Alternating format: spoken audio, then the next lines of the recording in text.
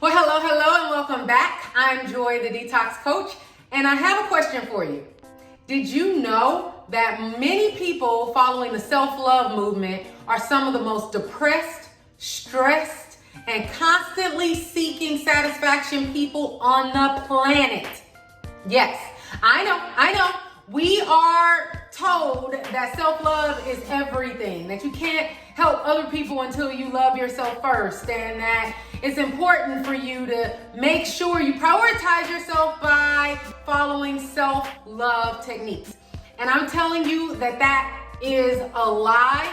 It is a movement right now, but it is a movement that is actually causing some who are following that mindset to fall victim to alcoholism, drug abuse, and even just self-torture. They're self-torturing themselves on a mental level because they're never finding what they seek. They're never finding the pot of gold at the end of the tunnel.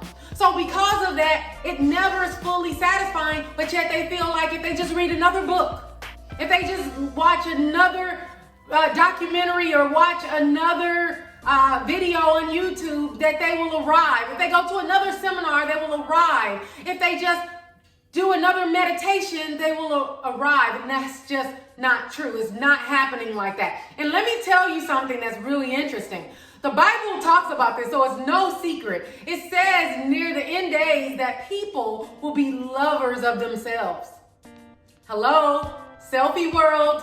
That's what we're in right now. Selfies started off as cute and curious, where we were just like, oh, this is kind of cool. We can take a picture of ourselves. And it started off pretty innocent. But now it is the cause of many people having depression when they see their selfie and they're not satisfied with what they see. And they're constantly trying to improve their selfie with filters and trying to make themselves presentable, or getting jealous when they see other people's selfies. And so I'm suggesting something to you guys that maybe you have not thought of before. I've been in this personal development movement for a long time, since I was 19, and I bought my first Tony Robbins video, and actually it was an audio set, and I have been seeking and searching since then. And I'm telling you guys, it can be as complicated or as simple as you make it.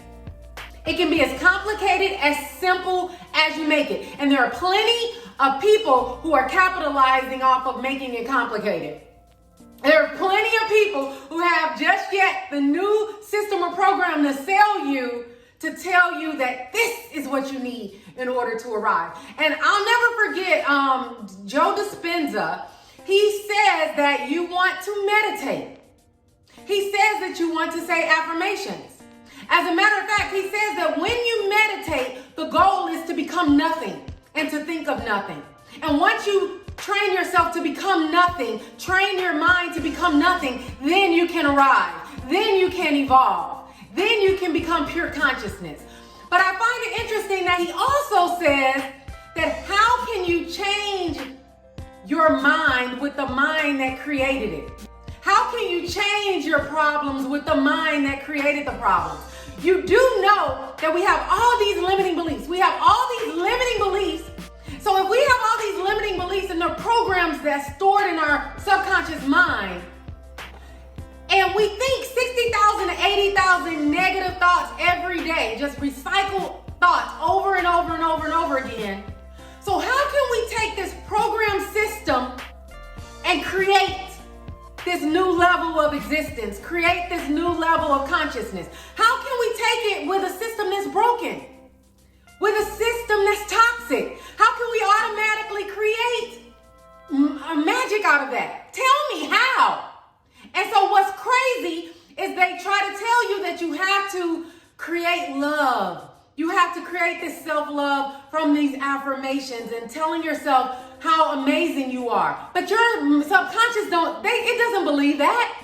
Your subconscious believes that you're broken. Your subconscious believes that you're not worthy. So what is the missing link?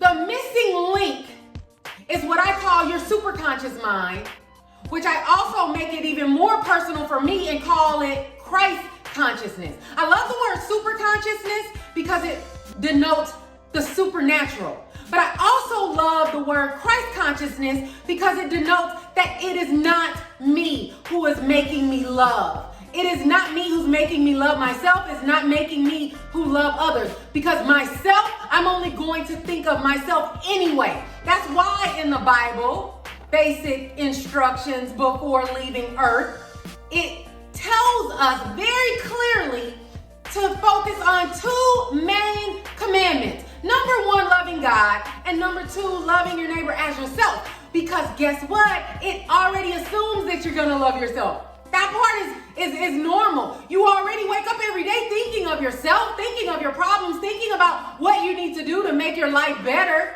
to make your family better. That is a given. So you want to focus on loving God and loving others. So what happens when I do a meditation? I don't know what you meditate on. I don't meditate on nothing. I don't meditate on my breath. I focus on my Christ consciousness, my super consciousness becoming activated so that I can love through it, because God is love. And yes, we're created in his image, but we need to connect to that power, because when we connect to that power, now we can go out and love. Now we can love ourselves. Now we can affirm what he says about us when he says, let the weak say, I am strong. Let the poor say, I am rich. Because now we're not trying to just say vain nothings in our own ear to convince ourselves. Now we are just saying what he said about us, what the manufacturer said about us, what the creator said about us. We're just aligning our words with that, and they're not meaningless anymore, because now the power has risen up and we have it and we feel it, and we can step into our day and we can manifest our miracles, and we can be who he said that we can be, and we can create anything and everything that we want to create, be, do, and have anything that we want, because we're coming from that place. We're not coming from a broken place of us trying to create love out of nothing. Creating love on our own, creating love in our own strength, in our own body, in our own flawed subconscious mind that's only thinking about the negative things all throughout the day. We're not coming from that place. We're coming from a place where we're complete, guys. We are coming from a place where we're complete and we have power, and we're stepping into it, and we're stepping into it now. Until next time, R3 for life.